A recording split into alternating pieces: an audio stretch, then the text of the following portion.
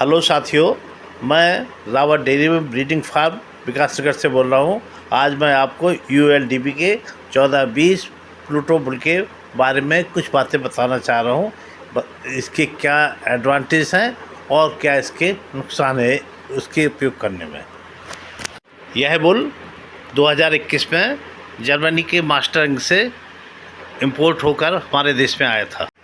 इस समय जर्मनी से 5 बुल NDDB के द्वारा हमारे प्रदेश के ULDB को प्रदान किए गए थे, जिनमें से एक प्लूटो बुल भी है, जिसकी कुछ खासियतें मैं आपको आज बता रहा हूँ।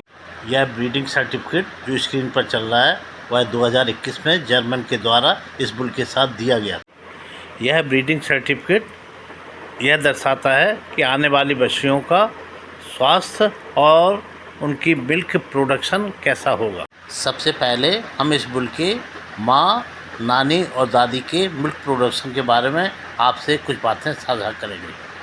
सबसे पहले इसकी माँ मिल्कैट 1075 के बारे में आपको बताते हैं। इसने अपने दूसरे ब्यात में 12,587 किलो दूध दिया था, जिसमें उसका फैट 3.88% और प्रोटीन 3.49% है। अब इसकी दादी जोशी SH8T के बारे में आपसे बात करते हैं। यह बहुत ही ज़बरदस्त गाय रही है। अपने चौथे ब्यात में इसने 19,159 किलो दूध दिया था। इसका मतलब है कि अब हम इसकी नानी काती 137 के बारे में आपको बताते हैं। इसने अपने दूसरे ब्यात में 11,286 किलो दूध दिया है। प्लूटो के पास बहुत ही हाई यील्ड वाले जेनेटिक्स हैं। एक लैक्टेशन में 305 दिन काउंट किए जाते हैं। अब इसके हम सायर फादर के बारे में बात करते हैं, जो एक प्रूवन सायर है जिसका नाम गीगा वाइट है, जो कि जर्मनी में मिल्क सॉलिड और अडर हेल्थ के लिए पॉपुलर है।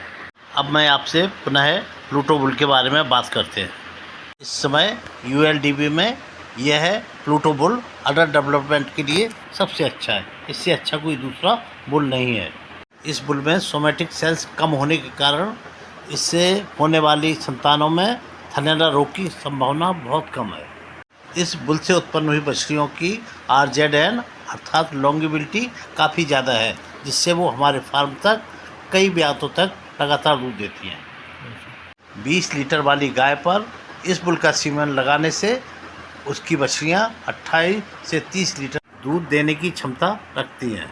अब हम इस प्लूटो बुल के सायर गीगावाइट की कुछ बछड़ियाँ स्क्रीन पर दिखा रहे हैं, जिसे देखकर आप उनके एडर स्कोर और स्ट्रेचर को देख करके आप अपने फार्म पर होने वाली नई बछड़ियों के भविष्य की कल्पना कर सकते हैं।